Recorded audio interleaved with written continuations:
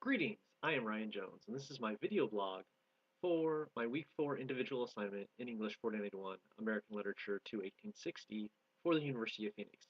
My instructor is Stephen Rogers, and I will be covering the authors and works from the American Renaissance for this assignment. To begin this vlog, I'm going to give some background information on the American Renaissance, explain the role culture, politics, and religion played on literature. I will also explain the role of the Transcendentalism movement and and what effect that had during this period, and also the role poetry played during the American Renaissance as well.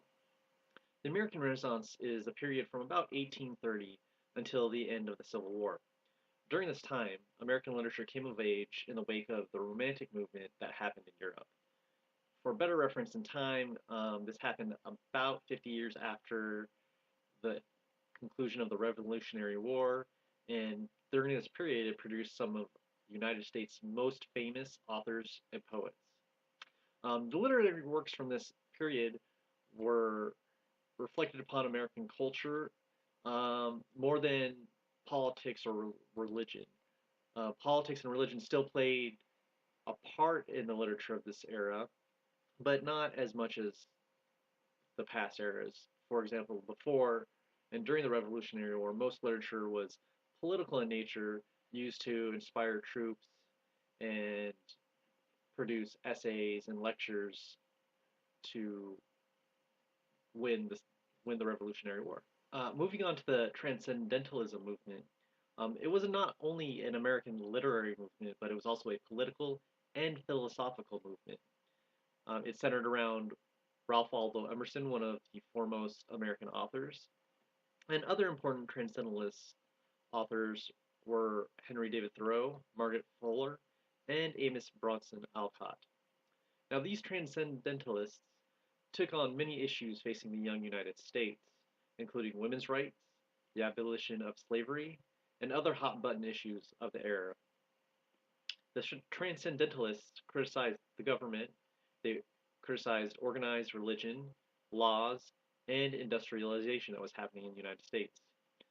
These writers attempted to create an American state of mind which promoted imagination, creativity, and action rather than reason, theory, or contemplation. And poetry was an important part of this because this was how many of the authors chose to speak about their transcendentalist beliefs, was through their imagery. Moving on to some of the major authors of this era and their works, I would be remiss if I did not first talk about Ralph Waldo Emerson. His works, Nature and the American Scholar, are two important essays to the Transcendentalism movement. Now, in Nature, Emerson believes that nature and the beauty of nature can only be understood by a man when he is in solitude. Um, Emerson thinks that it is only in solitude that man realizes the significance of nature because he's away from the hustle and bustle of normal life. Um, Nature gives human beings so much: the sun, trees, a place to live, and Emerson believes in return, man gives nothing. Um, and that is extremely essential for man to take himself away from distractions and just to be in nature, to be able to understand it and find what nature has to offer. And in the American Scholar, it's actually broken up into 5 different sections, as this was an essay and lecture he gave to some Harvard students. The introduction um, explains Emerson's intent to explore the American scholar as a function of a human being, or that the scholar is man thinking. The other 4 sections of the essay are broken up thusly. The first discusses the influence of nature. The second discusses the influence of the past in books. The third discusses the influence of action on the education of the thinking man. And the last section, Emerson um, explained. I could also not talk about this period in American literature without mentioning Herman Melville and his classic Moby Dick. Now, when Moby Dick opens, we meet Ishmael, who is the narrator of this book, and he meets Queequeg in New Bradford. And they both set out to Nantucket to become whalers. They're hired onto a ship with Quaker owners, and the owners explain to Ishmael and Queequeg that their captain, Captain Ahab, is recovering from losing his leg to a giant white sperm whale.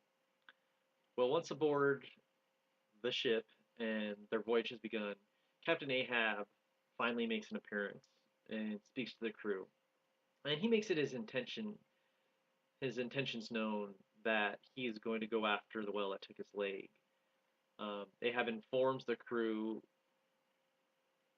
that he believes the whale who took his leg is the embodiment of evil and therefore must be destroyed. Uh, well, during their time in their voyages of whaling and searching for Moby Dick, they come across other whaling ships and they discuss, Captain Ahab tries to find out the whereabouts of Moby Dick. And so they keep on voyaging and traveling and whaling until Queequeg, he eventually becomes ill, and the crew was fearful of his death, so they built him a coffin. Now, Queequeg quickly recovered once the coffin was built, and um, this eventually becomes the ship's only life raft. Now, further along in the story, eventually Captain Ahab, sights Moby Dick and attempts to attack and kill the whale 3 times. Well, during that third attempt, um, the whale Moby Dick actually rams their ship and kills everyone on board, including Captain Ahab. Now, during the first encounter with the whale, Ishmael was thrown overboard and is saved from the destruction because of Queequeg's coffin, and he is eventually picked up by another whaling ship and taken to safety, and thus able to tell his tale because he survived. Now, moving on from Herman Melville's classic Moby Dick, this brings us to my favorite author of the American Renaissance, and that is Nathaniel Hawthorne. Now, we know that Hawthorne wrote the classic novel Scarlet Letter, which I will discuss in a minute, but first I want to talk about my favorite piece of writing from Hawthorne, and it's a short story called Young Goodman Brown. Now, in this story, um, Brown leaves Salem, Massachusetts, and he's going to attend a meeting. And he has to go through a forest to get to this meeting. And along the forest path, he comes along an old man. And this old man, he turns out to be the devil. And soon after learning that the old man is, in fact, the devil, Goodman Brown hides and goes away from the old man because he doesn't want to be associated with the devil because he's a God-fearing man. So after that, he kind of follows the old man from behind a little bit on the forest path, and along the path, the devil runs into several community members from Salem, including the town's minister. And Goodman Brown is shocked that the minister knows the devil because the minister, like himself, is supposed to be a God-fearing man, but he seems to intimately know the devil. So Goodman Brown keeps continuing along the path until he comes upon a meeting deep in the forest with the devil and his worshippers. And during this meeting, the cult appears to be trying to indoctrinate new members. And one of the members is Goodman Brown's wife, Faith. Goodman Brown sees that this is happening, and he runs in to try to stop it. And during the ruckus of trying to stop his wife from being indoctrinated to a devil worshipping cult, he blacks out. And then the next morning he wakes up and is around where he first met the old man, aka the devil.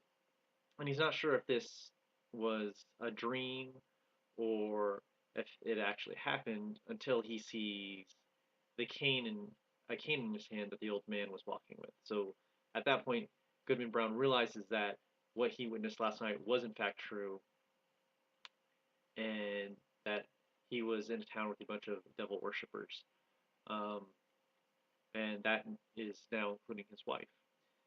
So he goes through town, goes back through town, feeling defeated, feeling scared and afraid and upset that he lives with these devil worshippers. And so he's just very distrustful of everyone in Salem from that point forward. Moving on from Young Goodman Brown to Hawthorne's most famous literary work, The Scarlet Letter. Now, in The Scarlet Letter, it's based on Hester Prynne, who immigrated from Europe to America, and she was married at the time, and her husband had sent her ahead of him to come to America and establish a life. Well, her husband never showed up, and it was thought that he was lost at sea. And then one day Hester eventually, without her husband there, had a child. And so as the Scarlet Letter opens up, we see Hester Prynne led from the town prison with her infant daughter, whose name is Pearl, and there's a scarlet letter A on her breast because even though her husband's thought to be lost at sea, no one knows, so she's considered as an adulterer. Um, Now, it turns out that her husband actually did not die, and he came to America and changed his profession to be a doctor.